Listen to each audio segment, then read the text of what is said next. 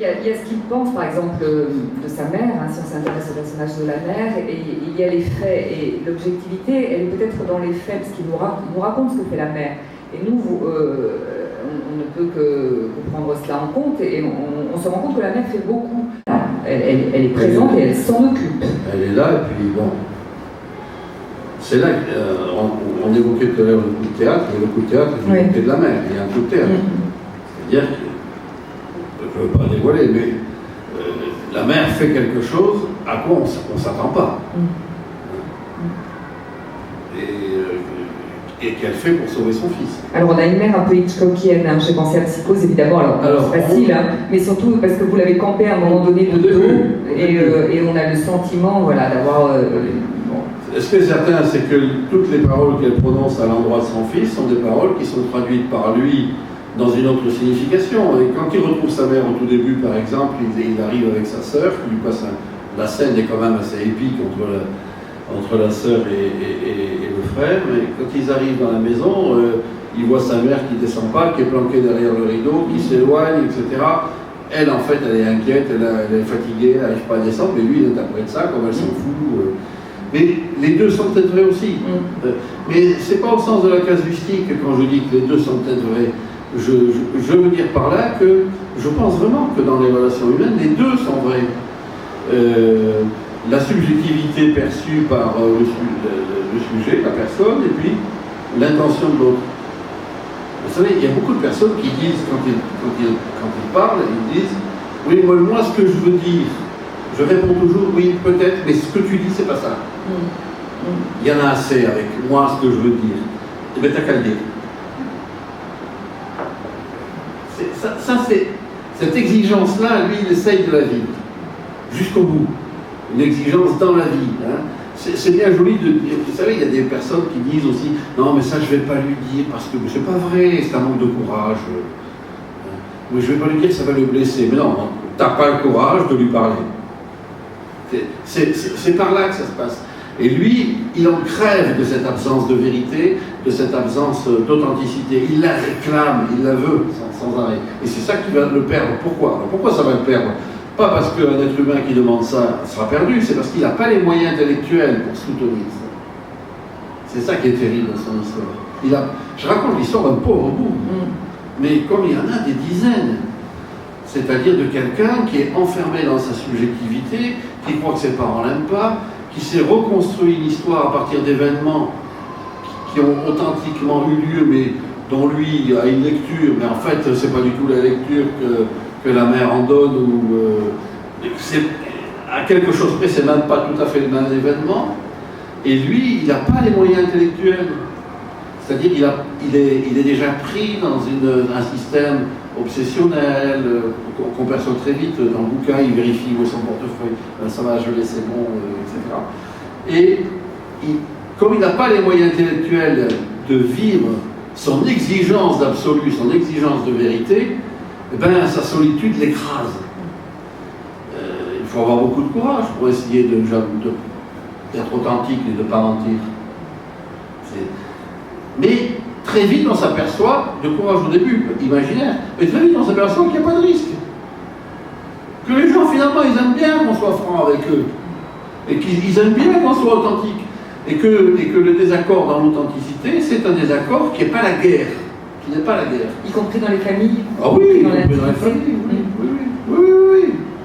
Et puis il y a des familles, vous savez, vous avez un petit enfant, il est adorable, et puis ça devient un véritable imbécile plus grand. Bon, vous n'y pouvez pas grand-chose, hein.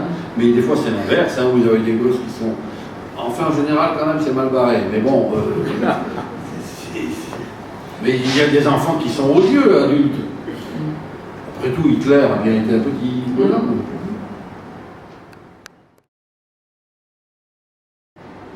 Le regard est la seule chose, l'œil, c'est le seul organe du corps qui soit entrée-sortie. C'est-à-dire qu'il reçoit la sensibilité et il envoie des messages. Tandis que l'oreille est un organe uniquement percepteur. Ça, c'est extrêmement important. Hein. Donc l'œil va devenir l'organe de l'identification projective, l'organe de la persécution, et dans le langage, lui, il va l'utiliser, ça. Il va dire, elle me regarde, elle me jette l'œil, etc. Et dans le langage, en tout cas en français, on trouve ça dans d'autres langues aussi, il y a, par exemple, qu'est-ce que tu as à me regarder comme ça? Pourquoi tu me regardes comme ça? Quelque chose qui a à voir avec le dévisagement. C'est-à-dire, vous savez, on a une expression, on dit on dévisage l'autre. Mais arrêtez-vous à ce mot. En tout cas, tout mon travail d'écrivain, c'est de m'arrêter au mot. C'est d'ouvrir le mot sans arrêt.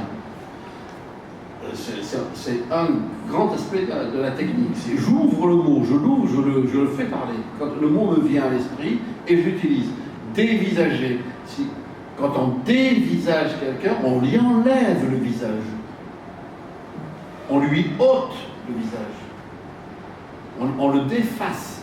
On lui enlève la face.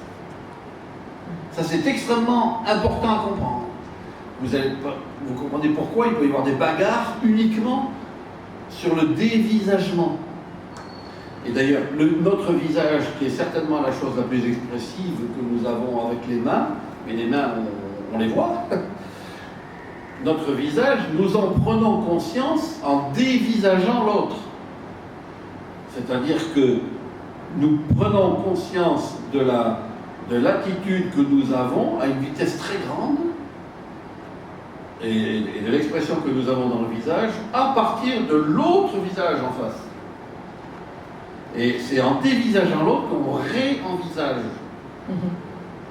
Et en même temps, envisager ne permet pas d'entrer. Hein. On reste en surface. Ça ne permet pas d'entrer. Ouais. Mais cet envisagement de l'autre est extrêmement important dans la phénoménologie des relations humaines. Hein? Nous ne faisons que dévisager et envisager. Et on se réenvisage en regardant l'autre. Et quand, si on est caché par exemple, à ce moment-là, on va user de la voix. Et la voix, à force, on peut avoir une idée un petit peu de l'impact de notre voix. Mais pour le visage, on peut avoir quelques idées du visage, mais pas complètement. C'est l'énorme difficulté qu'il y a au théâtre, parce qu'au théâtre, on ne peut pas recommencer pendant qu'on joue. Tandis qu'au cinéma, vous avez des génies absolus de l'utilisation du visage. Par exemple, je pense notamment à Marlon Brando, qui est un génie absolu du visage. Il faut passer ses films au ralenti, il faut comprendre comment Brando travaille. Derrière ça, après, il y a eu un type comme De Niro, par exemple. Hein, et vous avez un gars... Ils le font sciemment, vous croyez qu'il a... absolument. Brando stupéfiait tout le monde. Tout le temps était stupéfié, il dit ce type, mais c'est pas possible, il a l'objectif dans la tête. Quoi. Et vous aviez un type comme ça dans la mise en scène, c'était Orson Welles. Voilà, bon, mais ça arrive peut-être une fois ou deux dans l'histoire du cinéma. Quoi. Tous les autres à côté, c'est des nabos, hein, il est rare. Hein. En France, il y a eu un peu quelqu'un comme Depardieu à une grande époque où il savait utiliser ça. Notamment dans un film comme Drôle d'endroit pour une rencontre, si vous ne l'avez jamais vu, regardez là, je crois qu'il est à son... Et on se demande comment il fait, quoi. Voilà. Mais je parle que du visage, hein. Après on n'aime pas, hein. Je parle de la technique. Brando, c'était stupéfiant. Est-ce que vous connaissez un film qui s'appelle Le Bal des Maudits? Vous vous souvenez pas de ça? Bon, enfin, je dérive, comme disait M. Paton. Oui.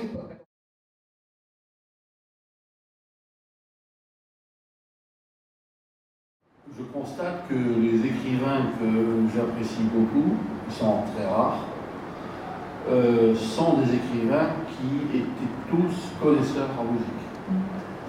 Alors, ce n'étaient pas des musicologues, ils ne savaient pas forcément comment c'était écrit, c'était plutôt des gens qui étaient un peu mélomanes. Mais l'écriture musicale vous mène à une rigueur qu'on peut retrouver et qui est issue de l'écriture langagière, c'est pas l'inverse.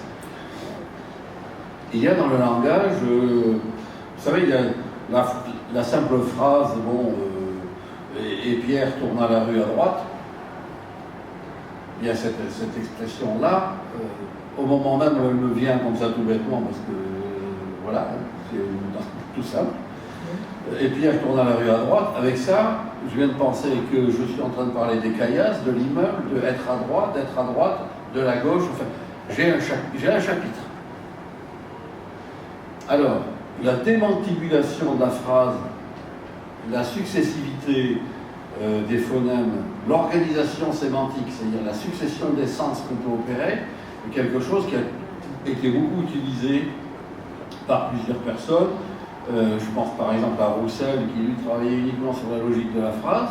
Mais on peut aboutir à une écriture, par exemple mon deuxième roman publié qui s'appelle J'irai seul, a été construit uniquement sur la démantibulation de la phrase précédente pour avoir accès à la phrase succédente. Uniquement comme ça. Ça ne se voit pas. Voilà. C'est un travail, oui. Un exercice. Non, c'est un travail littéraire. Mais ce travail littéraire, il est mené à son plus haut degré. Donc,